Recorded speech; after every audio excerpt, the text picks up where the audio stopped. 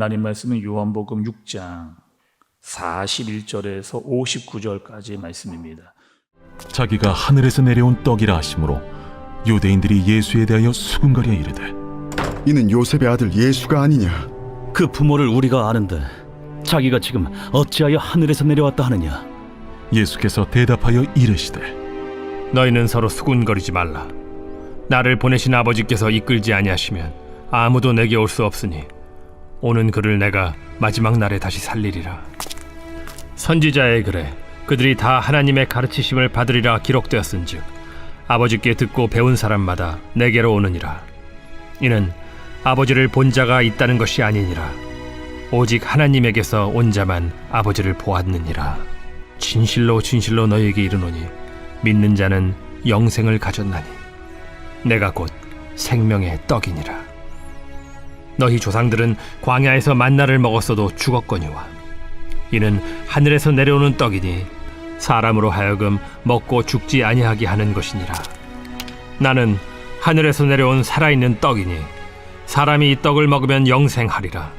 내가 줄 떡은 곧 세상의 생명을 위한 내 살이니라. 그러므로 유대인들이 서로 다투어 이르되 이 사람이 어찌 능히 자기 살을 우리에게 주어 먹게 하겠느냐? 내가 진실로 진실로 너희에게 이르노니 인자의 살을 먹지 아니하고 인자의 피를 마시지 아니하면 너희 속에 생명이 없느니라. 내 살을 먹고 내 피를 마시는 자는 영생을 가졌고 마지막 날에 내가 그를 다시 살리리니 내 살은 참된 양식이요 내 피는 참된 음료로다. 내 살을 먹고 내 피를 마시는 자는 내 안에 거하고 나도 그의 안에 거하나니 살아계신 아버지께서 나를 보내심에 내가 아버지로 말미암아 사는 것 같이 나를 먹는 그 사람도 나로 말미암아 살리라. 이것은 하늘에서 내려온 떡이니 조상들이 먹고도 죽은 그것과 같지 아니하여 이 떡을 먹는 자는 영원히 살리라. 이 말씀은 예수께서 가버나움 회당에서 가르치실 때에 하셨느니라. 아멘. 우리가 계속해서 요한복음 6장의 말씀을 여러분 보고 있습니다. 요한복음 6장의 특징이 있어요. 어떤 특징이냐? 예수님께서 오병이어의 사건을 행하신 이후에 그 사건에 대한 말씀을 계속해서 이어가시는 그런 말씀의 특징을 가지고 있습니다. 그래서 어저께 예수님이 이렇게 이야기하셨어요. 내가 이 땅에 온 이유, 내가 이 땅에 온 이유, 하늘에서 이 땅으로 온 그 이유에 대해서 말씀을 해주셨습니다. 그리고 그 이유는 무엇이다? 내가 생명의 떡이다. 내가 생명의 떡이다 라고 말씀하시면서 이 떡을 먹으라 말씀을 하셨습니다. 여러분, 이게 무슨 말일까요? 내가 생명의 떡이고 나를 먹으라 라고 하는 이 의미는 어떤 의미를 가지고 있을까요? 예수님과 함께 더불어 살아라, 예수님과 함께 더불어 살고 그분의 말씀을 듣고 그분께 순종하며 살아라 라고 하는 의미를 가지고 있었습니다. 그건 이 땅에서 우리가 사는 동안 예수님과 함께 살면서 그분의 말씀을 듣고 순종해 살 뿐만 아니라 그 풍성한 은혜를 경험하는 거죠. 그리고 죽어도 우리는 영원한 생명을 갖게 된다라고 하는 이 중요한 메시지를 예수님께서 알려주신 겁니다. 또 예수님께서는 우리가 여러분 요한복음에서 볼 때 내가 누구다, 내가 누구다라고 하는 것을 여러 차례 또 다양한 방법으로 말씀을 해주셨어요. 오병이어뿐만 아니라 내가 누구라고 하는 사실을 예수님께서 말씀해 주셨는데 나는 세상의 빛이다, 나는 세상의 빛이다 라고 표현도 하셨고 나는 양의 문이다 라고 말씀도 하셨고 나는 선한 목자, 나는 부활이요 생명이다 라고 이야기하시면서 아주 다양한 방법으로 예수님이 자꾸 내가 누구인지를 사람들에게 알려주시고 있는 거죠. 왜요? 나를 통해서 그들이 구원받기를, 나를 통해서 사람들이 구원받기를 원하시기 때문입니다. 또 이 땅에 살면서 은혜를 경험할 뿐만 아니라 영원한 생명을 너희들이 갖게 하기 위해서 예수님은 자신이 어떠한 존재인지를 계속해서 계시해 주시는 것을 볼 수가 있는 거죠. 중요한 거는 사람들이 못 알아듣는 겁니다. 예수님이 계속 자기가 누구인지를 알려주시면서 자기를 계시해 주시면서 보여주고 계시는데 사람들은 정작 예수님이 누구인지를 모르는, 예수님이 하늘에서 왔다는 이유도 알지 못하고 또 생명의 떡의 의미도 제대로 알지 못하는 겁니다. 이런 왜 그랬을까요? 사람들은 우리가 너를 잘 알고 있다는 거예요. 우리가 너를 잘 알고 있다. 내가 어릴 때부터 어떻게 자랐는지를 다 알고 있고 너의 아버지는 요셉 아니냐, 그 목수의 아들이 네가 아니냐라고 다 알고 있다. 너의 부모도 알고 너의 형제들도 알고 네가 어떻게 태어났는지 우리가 다 알고 있는데 어떻게 너가 하늘에서 왔다라고 그렇게 말할 수 있느냐. 지금 사람들의 걸림돌이 있는 거죠. 그 걸림돌은 뭐예요? 우리가 너를 잘 안다라고 하는, 그리고 그 예수님 자체가 특별해 보이지 않는, 그냥 하찮은 목수의 일 정도 하면서 외모도 특별하지 않고 또 화려한 가문 출신도 아닌, 그렇게 대단해 보이는 게 하나도 없는 내가 무슨 하늘에서 나타났다라고 이야기하느냐. 그러니 예수님은 자꾸 자기가 어떠한 존재인지를 드러내시고 다양한 방법으로 알려주시는데 사람들은 그것을 믿지 못하니까 생명의 떡의 의미를 이해하지 못하고 있는 겁니다. 왜 그럴까 또 여러분 말씀을 좀 보시죠. 44절의 처음 부분을 좀 보세요. 예수님이 이렇게 말씀하십니다. 44절의 처음 부분. 나를 보내신 아버지께서 이끌지 아니하시면 아무도 내게 올 수 없으니, 이렇게 말씀하시거든요.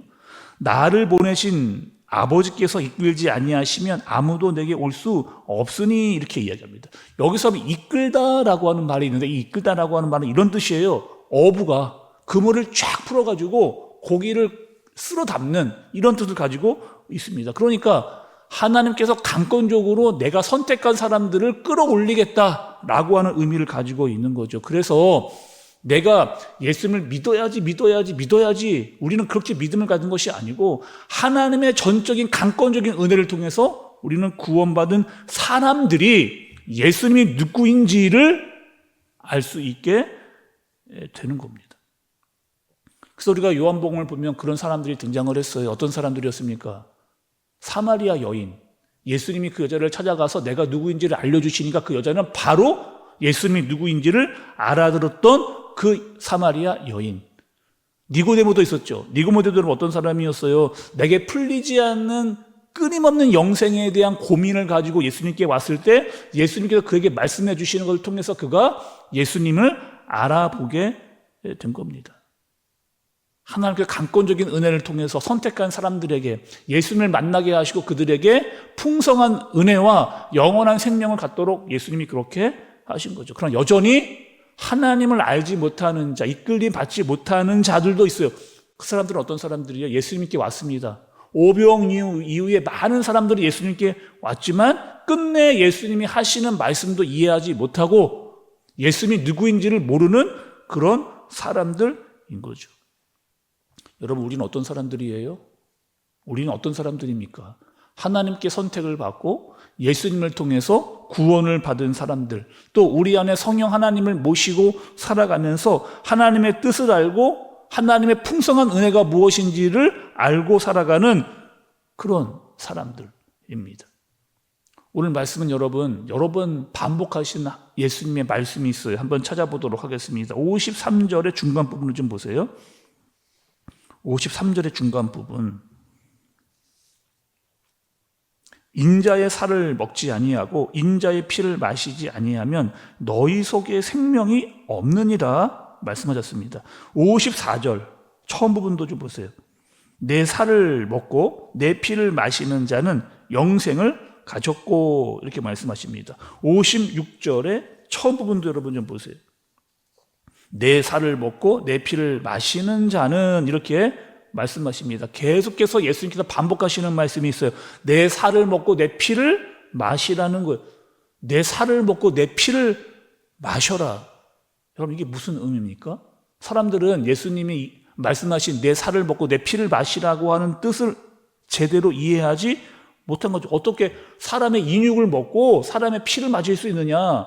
어떻게 우리가 그런 사람에 대한 것을 우리가 먹을 수 있느냐? 사람이 할 짓이 아니다라고 이야기하면서 예수님이 말씀하신 것들을 곧이곧대로 생각하는 사람들의 모습. 그러니 예수님이 그 말씀의 뜻을 제대로 이해하지 못한 채 예수님이 누구인지도 모르고 예수님의 살과 피가 무슨 의미도 알지 못하는 그런 사람들인 겁니다.